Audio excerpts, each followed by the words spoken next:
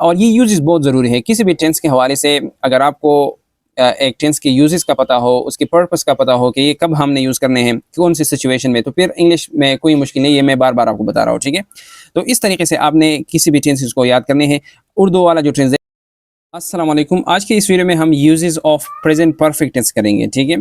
पिछले वीडियो में हम इसके स्ट्रक्चर के ऊपर बात कर चुके हैं कि कौन से सेंटेंसेस कैसे बनाएंगे प्रेजेंट परफेक्ट टेंस में, ठीक है। आज इसके यूजेस, और ये यूजेस बहुत ज़रूरी है किसी भी टेंस के हवाले से। अगर आपको एक टेंस के यूजेस का पता हो, उसके पर्पस का पता हो कि ये कब हमने यूज़ करने हैं, कौन सी सिचुएशन में, तो फिर इंग्लिश में कोई मुश्किल नहीं, ये मैं बार बार आपको बता रहा हूँ, ठीक है। तो इस तरीके से आपने किसी भी टेंसेस को याद करने हैं। उर्दू वाला जो ट्रांसलेशन हिसाब है उनको छोड़े कि उस हिसाब से, मतलब वो ट्रांसलेशन के लिए ज़रूरी है कि आप जब भी किसी सेंटेंस का उर्दू में तर्जमा करते हैं तो ज़रूरी है कि आपको पता हो कि इसके आखिर में इस तरह आता है, लेकिन इसकी वजह से आप इंग्लिश नहीं सीख सकते, ठीक है। इंग्लिश जब आप सीखते हैं और टेंसेस सीखते हैं तो आपने इन सिचुएशंस को देख के सीखना है, ठीक है। कि प्रैक्टिकल अगर आपको कोई सिचुएशन दे दें या आप रोज़मर्रा में कोई बात कर लें तो आपको अगर इस तरह की यूजेस का पता हो तो फिर आप आसानी के साथ इंग्लिश बोलेंगे। अगर उर्दू की तरह आपने उर्दू मतलब ट्रांसलेशन बेस्ड आपने लर्निंग की हो तो फिर आपको मुश्किल होगी, टाइम कंज्यूमिंग है। पहले आप उर्दू में सोचेंगे या पश्तो में सोचेंगे, उर्दू में सोचेंगे और आखिर वर्ड्स को आप देखेंगे कि कौन से वर्ड्स आते हैं और ये कौन से टेंस में होते हैं, तो उसके बाद आप इंग्लिश का सेंटेंस बनाएंगे, तो ये बहुत मुश्किल है। तो आपने प्रैक्टिकली कंटेक्सचुअल बेस्ड लर्निंग करनी है कि इस सिचुएशन में फ्लैट टेंस को आपने यूज़ करना है, ठीक है। तो आते हैं फर्स्ट यूज़ की तरफ।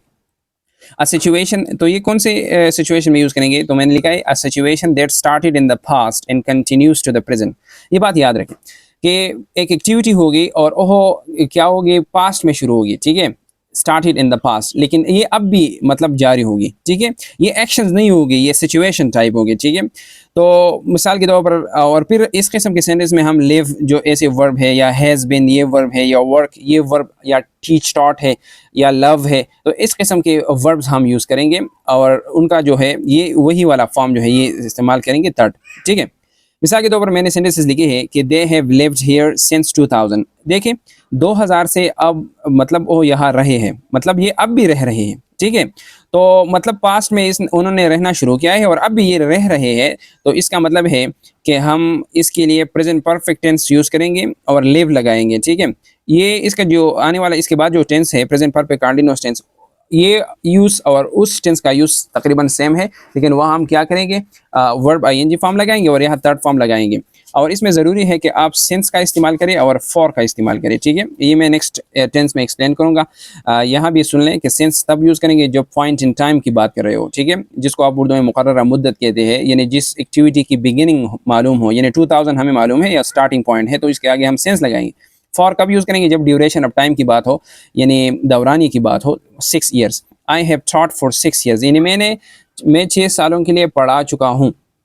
ये अब भी मैं पढ़ा रहा हूँ, ठीक है, अब भी मैं पढ़ा रहा हूँ, मैंने एक्टिविटी बंद नहीं की है, स्टॉप नहीं हो गई है। तो इस किस्म की एक्टिविटीज़ के लिए हम प्रेजेंट परफेक्ट टेंस का यूज़ कर सकते हैं। सेकंड यूज इसका ये है कि an action that occurred over a period of time that is complete at the time of speaking, यानी ये तकरीबन सेम टू सेम है कि एक एक्टिविटी पास्ट में शुरू हो गई हो, लेकिन ये जब आप इसकी बात कर रहे हो तो उस वक्त ये कंप्लीट हो गई हो, ठीक है, ये क्या हो गई हो, कंप्लीट हो गई हो। मिसाल के तौर पर his condition has improved considerably in the last 3 days.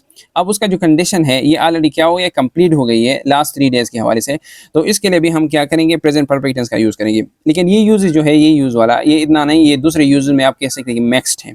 Third use इसका ये है कि an action occurred in the past at unspecified time और अननोन टाइम। ये सबसे ज़रूरी बात है अब कि पास्ट टेंस में एक एक्टिविटी क्या हो गई हो, शुरू हो गई हो और ख़त्म भी हो गई हो, लेकिन टाइम मालूम ना हो। एट अनस्पेसिफाइड, ये अन मैंने ऊपर लिखा है, अनस्पेसिफाइड टाइम या अननोन टाइम, ये बहुत ज़रूरी यूज़ है। आप इस टेंस का कह सकते हैं कि जब एक्टिविटी पास्ट में हो गई हो लेकिन आपको उसका टाइम का पता ना हो, स्पेसिफाइड टाइम ना हो, तो फिर आप इसके लिए ये टेंस यूज़ करेंगे। मिसाल के तौर पर I have taught simple present tense, मैंने सिंपल प्रेजेंट टेंस पढ़ाया है या मैं पढ़ा चुका हूँ। तो कब पढ़ाए हैं, परसों पढ़ाए हैं, कल पढ़ाए हैं, 2010 में पढ़ाए हैं, कब पढ़ाए नहीं, ये टाइम हमें नहीं मालूम, बस पास्ट में हो गई है, ठीक है।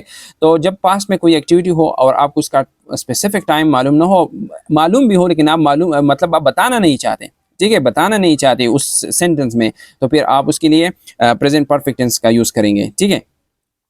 ये तो ये एक यूज़ हो गया, ठीक है। फोर्थ यूज़ इसका ये है कि activities occurred in the past but their effects are still visible. ये बहुत ज़रूरी है कि एक्टिविटी क्या हो फिर पास्ट में ख़त्म हो गई हो। ये तकरीबन सब एक्टिविटी जो है पास्ट से या शुरू हो गई है या ख़त्म हो गई है, लेकिन कभी अभी स्टार्ट है, कभी ख़त्म हो गई है।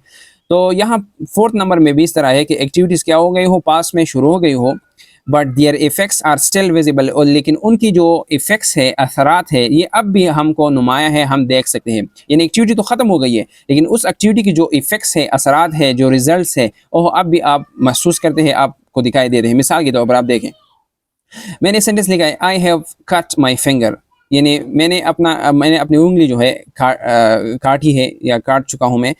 लेकिन ये एक्टिविटी तो हो गई है, लेकिन इसका रिजल्ट क्या है? इट इज़ ब्लीडिंग नाउ, यानी अब भी खून बह रहा है। यानी रिजल्ट ये है कि अब भी हमें महसूस करता हूँ कि उंगली से खून बह रहा है। तो ये क्यों बह रहा है? तो इसकी वजह जो है ये है कि मैंने इसको काटा है, ठीक है। तो ये मैंने जो मतलब फिंगर को काटा है, ये ऑलरेडी हो गई है, ठीक है, लेकिन इसकी एक्टिविटी अब भी है, तो ब्लीडिंग अभी जारी है। तो इसके लिए हम प्रेजेंट परफेक्ट टेंस का यूज़ करेंगे कि जो एक्टिविटी पास में हो गई हो, लेकिन इसके जो असरात हैं, जो इफेक्ट्स है, अब भी मौजूद हों। या दूसरे सेंटेंस को देखें, he has beaten the child, उसने बच्चे को मारा है, या he has slapped the child, उसने बच्चे को थप्पड़ मारा है। तो ये एक्टिविटी तो हो गई है, लेकिन इसकी रिजल्ट्स अब भी है कि चाइल्ड इज़ वीपिंग, और बच्चा रो रहा है। तो क्यों रो रहा है? तो उसकी बिहाइंड जो रीज़न है, उस रीज़न को आपने प्रेजेंट परफेक्ट टेंस में बताना है कि ही आई हैव बीटन हिम, या he has beaten the child, etcetera. या नेक्स्ट सेंटेंस को देखें, लोग क्या कर रहे हैं? सेलिब्रेशन कर रहे हैं, या हम सेलिब्रेशन कर रहे हैं। तो हम क्यों सेलिब्रेशन करें? इसकी वजह क्या है? कि we have won the match, हमने मैच जीता है, ठीक है।